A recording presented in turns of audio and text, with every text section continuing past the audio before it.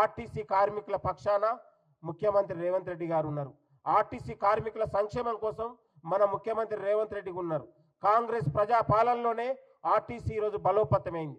ఇవాళ కొత్త బస్సులు కావచ్చు, రిక్రూట్మెంట్ అవసరం కావచ్చు, కార్మికులు ఉన్నటువంటి వైద్య ఆరోగ్య సంబంధించిన అంశాలు కావచ్చు, ప్రతి అంశంలో ప్రభుత్వం ఎక్కడ కూడా రాజీ లేకుండా వాళ్ళ యొక్క భద్రత అంశంలో కావచ్చు, ఆర్టీసీ బలోపేతం విషయంలో కావచ్చు, ప్రభుత్వం ఎప్పుడు కూడా వెనకకి పోదు. ఆర్టీసీ ప్రభుత్వానికి ఒక రెండు కళ్ళలాగా, కార్మికులు ఆర్టీసీ అనేది రెండు కళ్ళలాగా ఈ ప్రభుత్వం ముందుకెళ్తా ఉందనే విషయాన్ని మరొకసారి గుర్తు చేస్తా ఉన్నాను. కొంతమంది దళారులు చేరి అక్కడ వాళ్ళు మాట్లాడే భాష కావచ్చు, వాళ్ళు వ్యవహరిస్తున్న తీరు కావచ్చు, శవాల దగ్గర ఇంత నీచంగా వ్యవహరించడం అనేది అత్యంత సిగ్గుచేటు.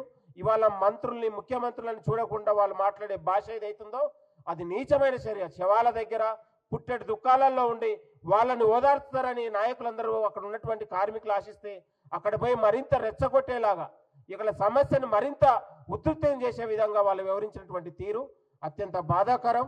ఏది ఏమైనా బండి సంజయ్ గారు ఇలాంటి చిల్లర రాజకీయాలు మానుకోవాలి.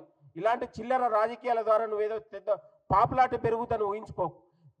ఇవాళ పార్లమెంట్లో ఏ ఒక్క రోజు కూడా తెలంగాణ సమస్యల గురించి, తెలంగాణకు రూపాయి తెచ్చే దగ్గర కావచ్చు, అభివృద్ధి విషయంలో కావచ్చు, తెలంగాణ సమస్యల విషయంలో ఏనాడు పార్లమెంట్లో మాట్లాడేటువంటి వ్యక్తి, ఏనాడు పార్లమెంట్ సమావేశాలకే పోనటువంటి వ్యక్తి ఈ రోజు ఆర్టీసీ కార్మికుడి దగ్గరికి వచ్చి అతను ఒలకబోస్తూ ఉంటుంటే చాలా దుర్మార్గంగా ఉంది.